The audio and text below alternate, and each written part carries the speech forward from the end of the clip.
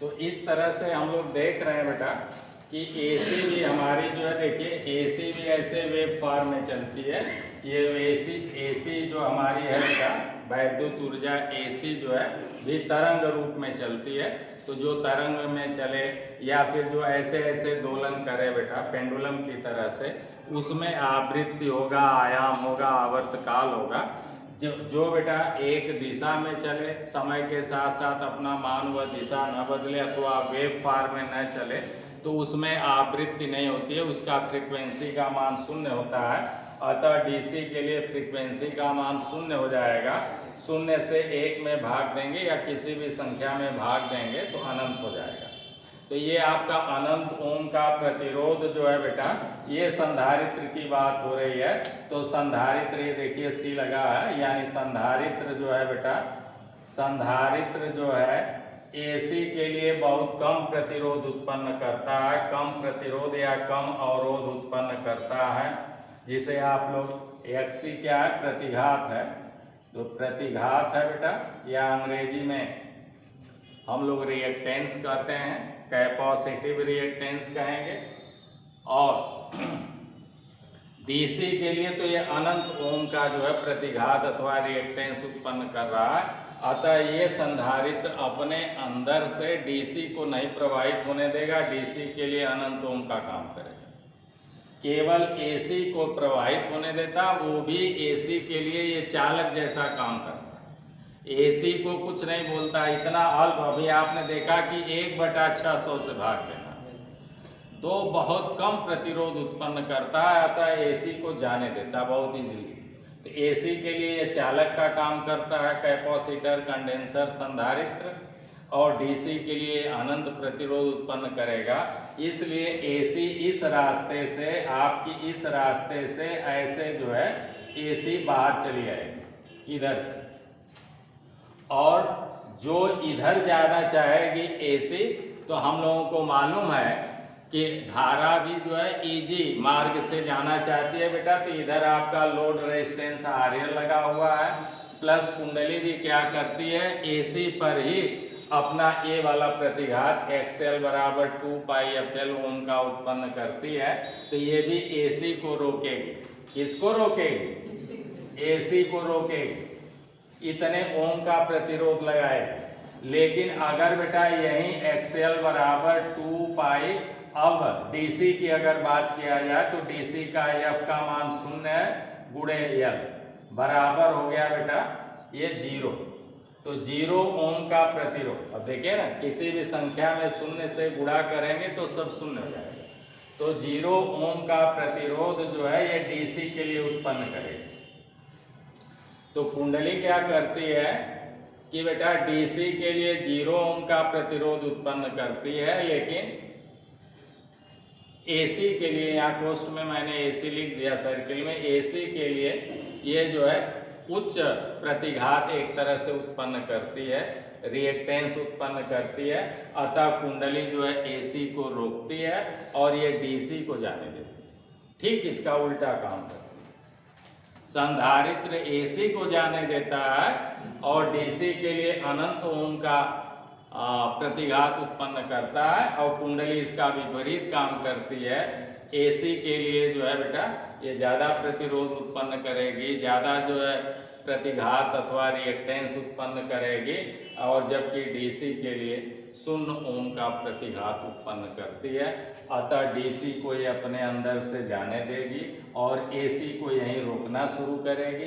तो जैसे ही एसी अगर रुकेगी तो वो इधर से भाग जाएगी।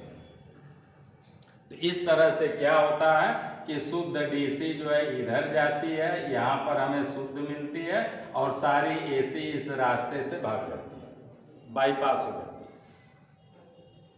तो इस तरह से ये परिपथ हमारा जो है जब लगाएंगे तो इसी को कहेंगे कि ये हो गया फिल्टर सर्किट। ये क्या हो गया? फिल्टर सर्किट हो गया। तो इस फिल्टर सर्किट का हम लोग प्रयोग करके बेटा, और विभिन्न प्रकार के फिल्टर, जैसे अभी 2 ही लगाए हैं, हम चाहे 3 लगा दें, 4 लगा लें, 1 लगावें, 2 लगावें, तो ऐसे हम लोग जो है लगाकर और यहाँ लोड रेजिस्टेंस पर शुद्ध जो है डीसी प्राप्त कर। जब ये शुद्ध डीसी प्राप्त हो जाएगी बेटा, तब ये जो है आपके मोबाइल चार्जिंग का काम करेगी, आपके बैटरी चार्जिंग का काम करेगी, आपके इलेक्ट्रोप्लेटिंग का काम करेगी। जब तक शुद्ध नहीं रहेगी तब तक वो आपके इक्विपमेंट को खराब करेगी, डिस्टर्ब करेगी, उसकी दक्षता और ज़्यादा खराब होगी। तो इन्हीं सब बातों को हम लोग आगे भी जानेंगे कि हाफ वेव में जो है कितनी उसकी दक्षता है और हाफ वेव में कितनी जो है इसमें एसी का कंपोनेंट मिला होगा। जो एसी का कंपोनेंट मिला रहेगा उसे हम लोग रिपल बोलते हैं, उर्मिका बोलते हैं, हार्मोनिक्स बोलते हैं। चूंकि एसी बेटा हाफ पॉजिटिव हाफ नेगेटिव चलती है, यानी ये 0 से मैक्सिमम तक जाती है, फिर मैक्सिमम से 0 तक आती है। तो ये जो डीसी में बेटा यहाँ पर जो है डीसी में जो एसी भी थोड़ा सा मिली हुई है, उसके कारण हमारा डीसी भी 0 से ऊपर मैक्सिमम तक जाता है, फिर मैक्सिमम से 0 तक आता है। तो ऐसी डीसी को हम लोग पल्सेटिंग डीसी कहते हैं, फ्लक्चुएटेड डीसी कहते हैं, उतार चढ़ाव वाली डीसी कहते हैं।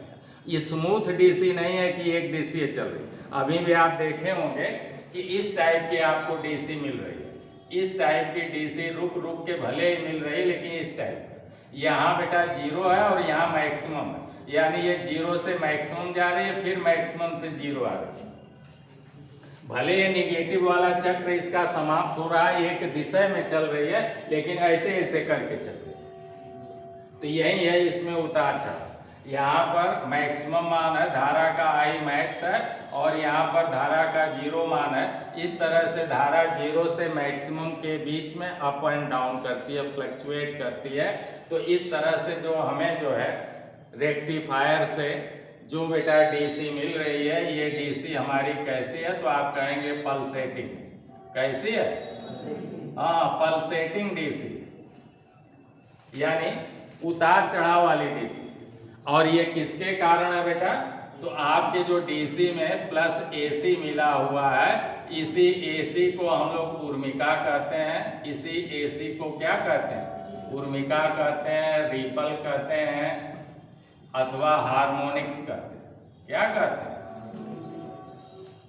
हार्मोनिक्स कहते हैं। तो ये है।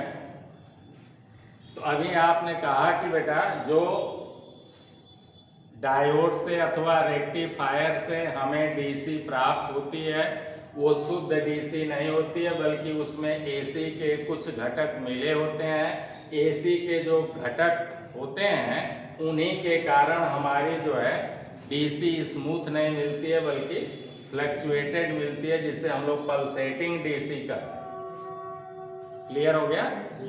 और इस तरह से जो एसी घटक उसमें मौजूद है उसे हम लोग उर्मिका अथवा रिपल अथवा हार्मोनिक्स कहते हैं।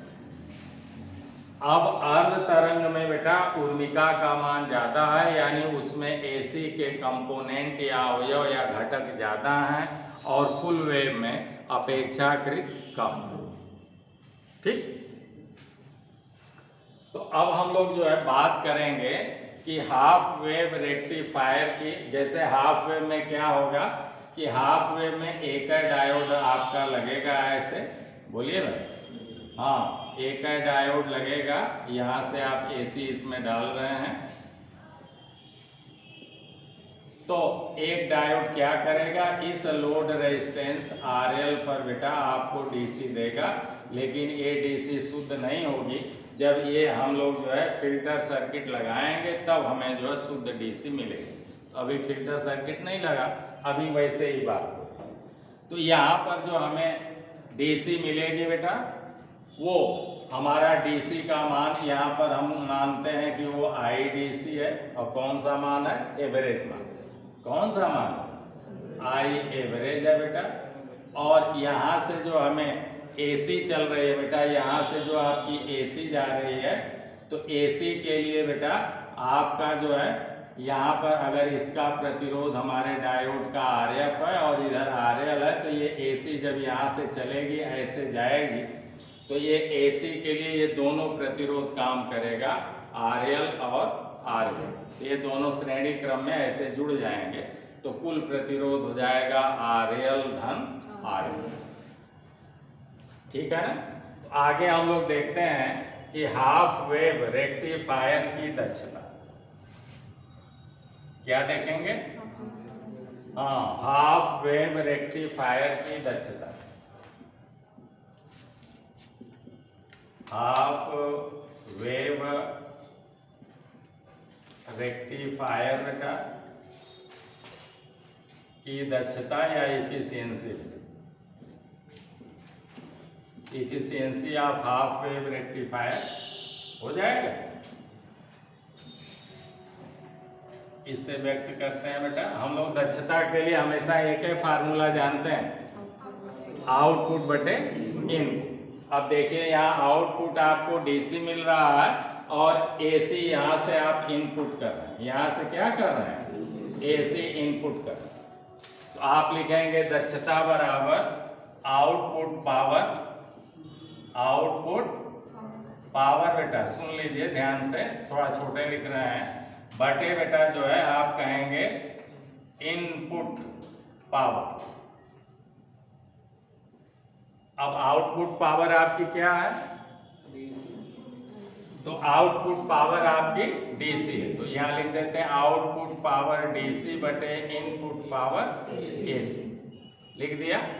बराबर यही लिख देते हैं। अब आउटपुट पावर डीसी के लिए क्या होगा, तो हम लोग जो है बेटा पावर के लिए फार्मूला जानते हैं, पावर P बराबर होता है VI बराबर होता है I स्क्वायर R बराबर होता है V स्क्वायर बाई R वाट। बोलिए भाई। तो हम लोग ये वाला फार्मूला लगा देते हैं, पावर P बराबर I स्क्वायर R, क्योंकि यहाँ हम लोगों को I कुछ मिल रही है तो I स्क्वायर R। तो DC के लिए हो जाएगा I DC का वर्ग गुणे हो जाएगा बेटा यहाँ पर प्रतिरोध जो है, इसके लिए देखिए सिर्फ RL काम कर रहा है, यही हमें DC मिल रही है और ये किस प्रतिरोध पर मिल रही है, RL। तो यहाँ R का मान रख देंगे RL बटे पावर AC। तो पावर AC का हम लोग RMS मान लेते हैं, कौन सा मान लेते हैं, तो लिखेंगे बेटा IRMS का वर्ग गुणे बेटा, अब इसका प्रतिरोध हो जाएगा RL प्लस RF, सीरीज में जुड़ गया ना। हाँ, ये RF और RL AC के लिए, AC यहाँ से चलेगी बेटा तो इसका भी प्रतिरोध काम करेगा। ये दोनों प्रतिरोध श्रेणी क्रम में जुड़ गए तो हो गया, मैंने लिख दिया RL धन RF। ठीक है ना, R के जगह पर आ गया RL धन RF। क्लियर है, कहीं कोई डाउट। अब आप जो है बेटा हाफ वेव के लिए एक और फार्मूला जानते हैं, जैसे यही जो है बेटा हमारा AC चल रही है, जैसे ऐसे AC चल रही है, देखिए ऐसे AC चल रही है, तो यहाँ पर धारा या वोल्टता का मैक्सिमम मान होता है। यहाँ कौन मान हो गया, हाँ यहाँ मैक्सिमम मान हो गया। ये वाला जो है बेटा यहाँ पर जो है औसत मान हो गया, I एवरेज मान हो गया। और एवरेज मान जो है बेटा आधे चक्र का लिया जाता है, कितने चक्र का, आधे चक्र का लिया जाता है। और RMS मान पूरे चक्र का लिया जाता है, IRMS। एक और आ गया कौन सा, IRMS, यानी वर्ग माध्य मूल मान। वर्ग माध्य मूल मान को हम लोग रूट मीन स्क्वायर वैल्यू कहते हैं। तो इन तीनों धाराओं में संबंध, हमारा जो वोल्ट मीटर एम्पियर मीटर मापता है, वोल्ट मीटर और एमीटर या एम्पियर मीटर जो मापता है बेटा, ये कौन रीडिंग मापता है, RMS। हम लोग जो वोल्टेज मापते हैं तो हमारा वोल्ट मीटर रीडिंग देता है, उसे हम लोग कहेंगे RMS। न तो मैक्सिमम मान देता है, न एवरेज मान देता है, बल्कि RMS मान। ये भी बहुत पूछता है, तो गणना में यही RMS मान लिया जाता है। जैसे क्या कहेंगे, रूट मीन स्क्वायर वैल्यू, या इसी को कहेंगे, इसको कहेंगे बेटा वर्ग माध्य मूल मान। क्या कहेंगे, वर्ग माध्य मूल मान, मूल का मतलब वर्गमूल, मूल का मतलब वर्गमूल। जैसे इसका मान मान लीजिए कि इधर धारा का मान -5 है, इधर भी तब होगा -5, होगा ना, माइनस। ग्राफ में बेटा जब हम लोग चलते हैं तो ऊपर धन होता है, नीचे ऋण होता है, इधर धन होता है, इधर ऋण होता है। तो ये ऋण में नीचे की ओर आ गए तो ऋण 5। अब देखिए ना, 5 का वर्ग करेंगे तब भी 25 हो जाएगा आंसर, और ऋण 5 का भी वर्ग करेंगे तब भी आंसर आपका 25 हो जाएगा। हो गया ना, ऋण का भी वर्ग करने पर धन 25 हो जाएगा, इसलिए वर्ग करते हैं। और फिर 25 का वर्गमूल ले लेंगे तो करड़ी में 25 बराबर 5 आ जाएगा। यही 5 से हम लोग चलते हैं। जैसे सपोज कर लिए तो एक समझने के लिए क्या हुआ कि पहले वर्ग कर दिया, फिर उसका औसत ले लिया बेटा, औसत ले लेंगे तो 25 और 25 50 हो जाएंगे, और फिर दोनों को जोड़कर 2 से भाग दे देते हैं। औसत ज्ञात हो गया तो फिर 25/2 बराबर, अरे 25 धन 25 यानी 50/2 बराबर फिर 25 आ गया, और फिर 25 का वर्गमूल ले लिया तो फिर 5 आ गया। तो जहाँ से हम लोग चले थे वो मान हमें फिर मिल गया।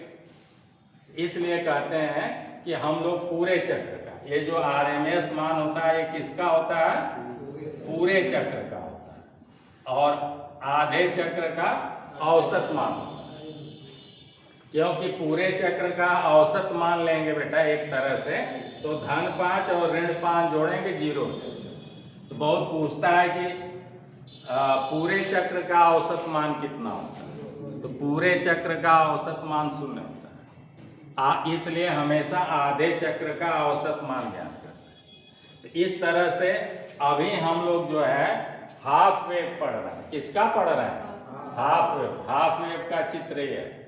हाफ वेव में बेटा इन तीनों धाराओं में ऐसे ही तीनों वोल्टेज हो जाएंगे। यहाँ पर जो वोल्टेज होगा उसे कहेंगे Vmax, यहाँ पर जो वोल्टेज होगा उसे कहेंगे Vaverage, और ऐसे इसके सापेक्ष जो वोल्टेज होगा उसे कहेंगे Vrms। तो इन तीनों में संबंध आपको मैंने बताया कि इन तीनों में संबंध क्या है बेटा, तो आपने लिखा कि Imax बराबर 2 IRMS बेटा बराबर पाई Iaverage, ये है संबंध। और Iaverage को ही IDC करते हैं। धारा का जो औसत मान होता है वो DC के समतुल्य होता है, तो इसलिए इसी को कहेंगे IDC। तो ये संबंध हो गया किसमें, हाफ वेव। ऐसे ही बेटा इसको मिटा दे रहा हूं, ऐसे ही आपका वोल्टता के लिए अगर कहेगा तो आप कहेंगे हाफ वेव में Vmax बराबर 2 Vrms बेटा बराबर पाई Vaverage, पाई Vaverage अथवा VDC हो गया। क्लियर हो गया। ये किसके लिए है, ये सब हाफ वेव के लिए। अगला बेटा फुल वेव के लिए अगर चले तो फुल वेव में क्या है, फुल वेव में लिख देते हैं, फुल वेव के लिए है आपका, ये भी बातें पूछता, छोटी छोटी बातें जानते रहे, यहीं से पक्षांतर करेंगे। IDC बराबर कहेंगे तो खट दे कहेंगे IDC बराबर Imax बटे पाई हो जाएगा। मैं कहूँगा IRMS बराबर कितना हो जाएगा तो कहेंगे Imax बटे 2। तो ऐसे बेटा फुल वेव के लिए हम लोग कहते हैं Imax बराबर होता है करड़ी में 2 गुणे IRMS बराबर होता है पाई/2 Iaverage। Iaverage ये है IDC। कर लेंगे, ये ऑलरेडी आप पढ़े। अब चलिए यहीं से मान रखते हैं। अभी हमें हाफ वेव की जरूरत है, मैंने फुल वेव भी आपको बता दिया। अब हाफ वेव में रखिए IDC का मान, तो बराबर बेटा लिखेंगे दक्षता बराबर IDC। तो यहाँ से IDC बराबर हाफ वेव की बात हो रही है, यही हाफ वेव के लिए फार्मूला ये हाफ वेव वाला है। भैया, और ये वाला जो है फुल वेव का। तो ये वाला हम लोग लेंगे, तो यहाँ पर लिखेंगे IDC यानी आई एवरेज का मान लेंगे, तो बराबर इस पाई का यहाँ गुणा है, आई मैक्स की तरफ ले जाएंगे तो भाग हो जाएगा। तो यहाँ पर IDC के जगह पर लिखेंगे बेटा, क्या लिखेंगे, आई मैक्स बटे पाई, और फिर इसका वर्ग है तो इसका वर्ग ऐसे कर देंगे और गुणे RL, और बटे में बेटा फिर IRMS, तो IRMS बराबर है आई मैक्स बटे 2। तो यहाँ लिख देंगे आई मैक्स बटे 2 का होल स्क्वायर गुणे RL प्लस RL। अब देखा बेटा, आई मैक्स से आई मैक्स कट जाएगा और ये 2 पलट कर ऊपर चला जाएगा, बोलिए ना, तो 2 बटे पाई हो जाएगा या 2 बटे 3.14 हो जाएगा। क्लियर है? तो या तो कहीं अगली लाइन में लिख दूं, क्लियर है ना? हाँ बेटा, ये भिन्न बेटा, अभी इसको आप चाहें तो दोनों का घात इकट्ठे लिख दें, ऐसे लिख दें, ऐसे लिख दें इकट्ठे, ऐसे भी आप अगली लाइन में लिखेंगे, मैं यहाँ मिटा के आप ऐसे भी लिख सकते हैं, बोलिए। तो अब अंदर है, इसको पलट देंगे, अगली लाइन में लिखेंगे आई मैक्स बटे पाई, और यहाँ भाग न देके बेटा इसे गुणा करेंगे तो हो जाएगा 2 बटे आई मैक्स। देखिए आई मैक्स से आई मैक्स कट गया, बच गया 2 बटे पाई, बराबर इसी को लिखेंगे 2 बटे 3.14, और अभी इसका वर्ग है तो इसका वर्ग भी ऐसे करेंगे, तो हो जाएगा 4 बटे 9. देखिए कितना रहा, 9.314 का वर्ग कर रहे हैं तो 9.7887 कितना आ रहा,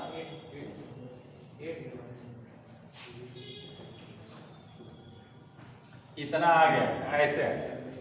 अब 9 से भाग देंगे 4 में, यानी बेटा अगर 10 से भाग देंगे तो 0.4 हो जाएगा, 9 से देंगे तो 0.406 है, ये कितना आ जाएगा, हाँ वर्ग भी कर दिया। अब इसका भाग देने पर आ जाएगा 0.406, ऐसे आ जाएगा। क्लियर है? अब इसी को मैं बेटा यहाँ पर लिख देता हूँ, तो आपकी दक्षता बराबर इतना हो गया। अगली लाइन में इसको आप लिखेंगे बेटा, अगली लाइन में इसको लिखेंगे तो ये हो गया आपका 2 बटे पाई का होल स्क्वायर गुणे हो गया बेटा RL बटे RL प्लस RL, हो गया। अब इसको हम लोगों ने सरल कर लिया बेटा, तो देखिए 2 बटे 3.14 का वर्ग कर लिया, तो आ गया 4 बटे इतना, बराबर भाग दे लिया तो इतना आ गया। इतने की जगह पर इतना लिख सकते हैं, तो लिख दीजिए। अगली लाइन में हो गया बेटा, यही देखिए दक्षता बराबर इतना आ गया। अगली लाइन में दक्षता बराबर इसका मान अभी आपने ज्ञात किया, तो 3.14 का वर्ग करके तो आ गया 4 बटे 9.87। देख लीजिए, बूढ़े बेटा।